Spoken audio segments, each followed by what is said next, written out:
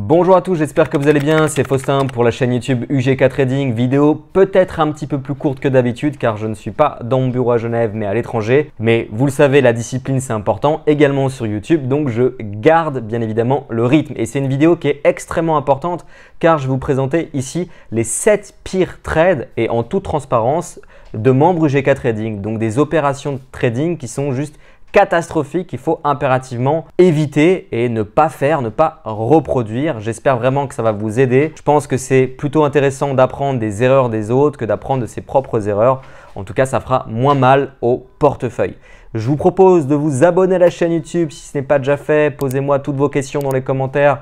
Bien évidemment, je prends le temps d'y répondre. Mettez-moi un like, ça fait toujours plaisir, surtout à l'algorithme YouTube. Donc, n'hésitez pas.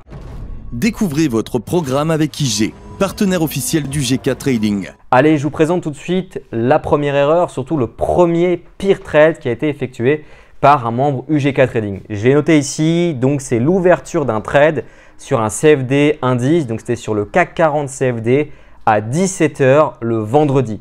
Donc en réalité, dans cette opération de trading, il y a deux erreurs. Donc c'est un pire trade, mais deux erreurs. La première, c'est d'ouvrir un trade en fin de séance sur un indice, c'est-à-dire ouvrir un trade à 17 h quand on sait que les indices vont bientôt clôturer car on est en fin de journée, parce que là on est sur un indice européen. Et donc on va du coup avoir un trade qu'on va ouvrir, qu'on va probablement pas pouvoir clôturer rapidement et on va devoir garder la position au minimum jusqu'au lendemain si on l'ouvre peut-être le jeudi soir ou le mercredi soir ou le mardi soir. Mais quand on l'ouvre en plus de ça le vendredi, au final, on va prendre un trade qui va rester tout le week-end et on va avoir un risque de gap, de trou de cotation car on rentre sur le marché en fin de séance. Les conditions vont être un peu molles, on est en fin de séance un vendredi.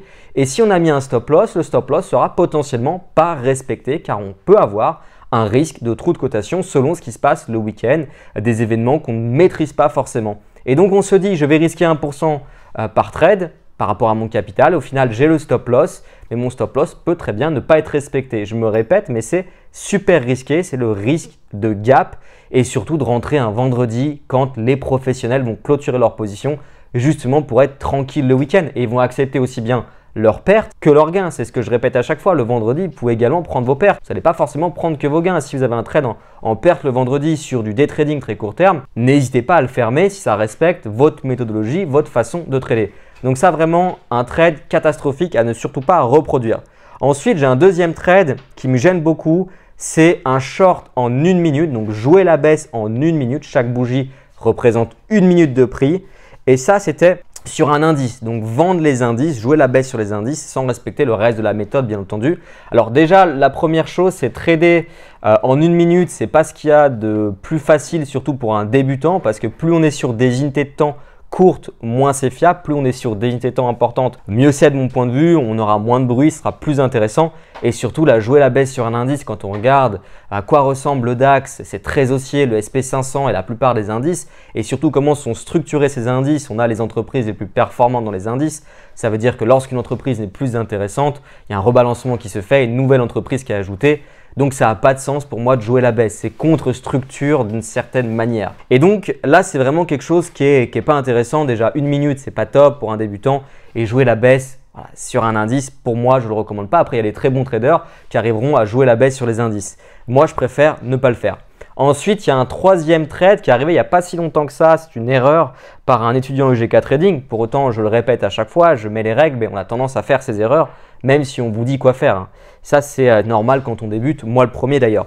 Donc là, l'erreur et le trade qui n'était pas bon, c'est un trade de 0,50 lot. C'était sur le Forex avec un capital de 1 000 €.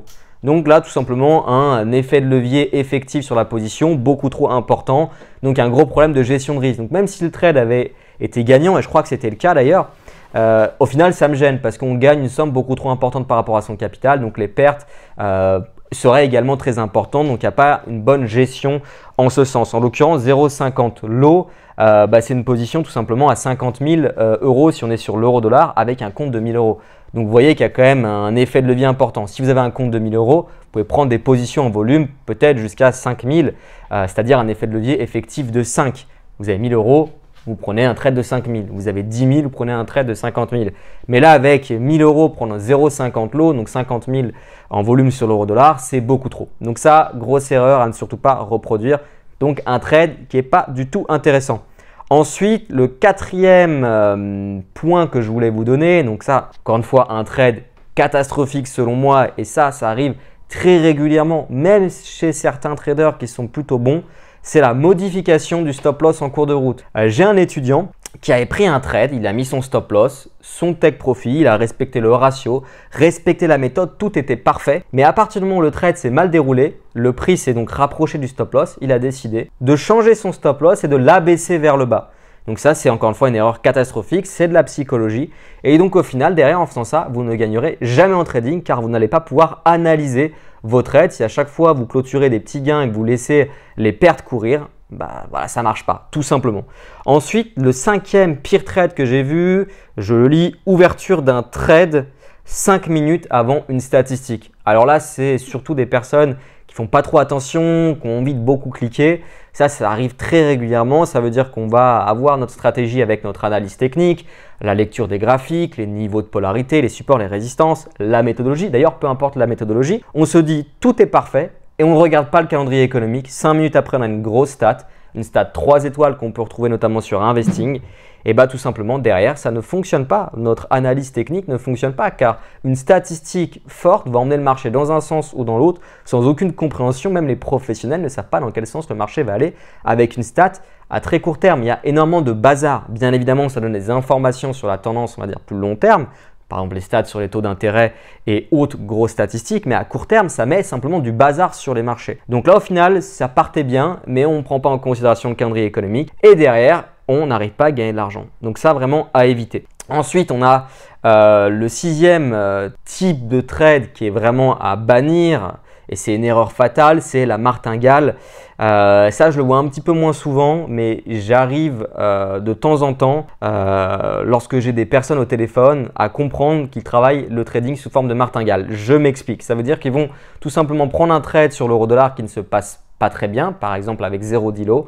Ils vont reprendre un trade ensuite avec 0,20 lot. Ça se passe mal, ils vont reprendre avec 0,30 lot. Donc en fait, ils vont, entre guillemets, à chaque fois remettre du volume pour que si le trade se passe bien ensuite, ça rattrape tout simplement les trades qui n'ont pas fonctionné. Et dans ce cas de figure-là, bien évidemment, ils respectent leur stop loss, mais en fait, ils jouent avec les lots. Et la problématique qu'ils ont, c'est qu'ils n'ont pas un capital illimité. Donc tout simplement, ça ne fonctionne pas et ça fonctionnera pour personne. Donc l'idée, c'est de gagner en trading avec ce qu'on appelle une stratégie leverage neutre, c'est-à-dire sans effet de levier, être capable de gagner. Vous prenez un trade sur l'euro-dollar, un autre trade sur le DAX, sur le GBP/USD ou même plusieurs trades sur l'euro-dollar, mais que vos gains ne soient pas liés à au bidouillage entre guillemets des volumes que vous allez prendre, des lots que vous allez prendre sur le Forex. Et le dernier trade, bon, ça qui me gêne, c'est le non-respect du multi-time frame. J'en ai presque tous les jours. Pourtant, je le répète à chaque fois, mais encore une fois, c'est normal. La plupart d'entre vous, vous débutez sur les marchés, mais c'est de trader sans convergence dans le même sens, c'est-à-dire sans respecter par exemple le D1 4 heures 1 heure. Après, bien évidemment, vous avez vos process, vous tradez comme vous voulez. Mais souvent, le problème, c'est ça, c'est que vous allez trouver un setup super sympa en 15 minutes, mais derrière, vous n'avez pas de tendance D1 4 heures 1 heure qui vont dans le même sens et donc où les indicateurs ne sont pas dans la même direction. Et de mon point de vue, c'est une grosse erreur car du coup, vous allez trader tout et n'importe quoi et vous allez augmenter considérablement, mais vraiment, vos chances de perdre en trading. L'objectif, c'est plutôt d'augmenter ses chances de gagner en trading, donc de respecter ce multi-time frame, d'avoir plusieurs unités de temps dans le même sens, trader dans le sens de la structure. Je l'ai dit rapidement à l'introduction avec les indices, c'était la première erreur, si je ne dis pas de bêtises. Voilà ce genre d'éléments-là. Voilà, c'était les 7 pires trades qui sont réalisés malheureusement trop souvent par les personnes que je peux accompagner. L'avantage, c'est que ça se travaille une fois qu'on a connaissance de ces erreurs et qu'on sait que c'est la pire des choses à faire. Malheureusement, parfois, on est obligé d'avoir une perte pour ne plus refaire ces erreurs. Donc l'idée, c'est peut-être de vous éviter ça. Merci beaucoup d'avoir regardé cette vidéo. Surtout, si vous avez des questions, encore une fois, n'hésitez pas à les mettre dans les commentaires. Pour tous ceux qui souhaitent apprendre le trading à mes côtés, à savoir une stratégie day trading, ma propre méthode avec mes process, mes règles, l'accès à l'espace e-learning, nos outils trading, une séance de coaching, n'hésitez pas, vous avez tous les liens dans la description. Et ce que je vous recommande fortement, c'est de réserver avec moi un petit appel stratégique. Ça me permet de faire un point avec vous. Je vous dis à plus tard et pour tous ceux qui sont en vacances, soyez extrêmement prudents sur les marchés financiers. C'était votre programme avec IG, partenaire officiel du GK Trading.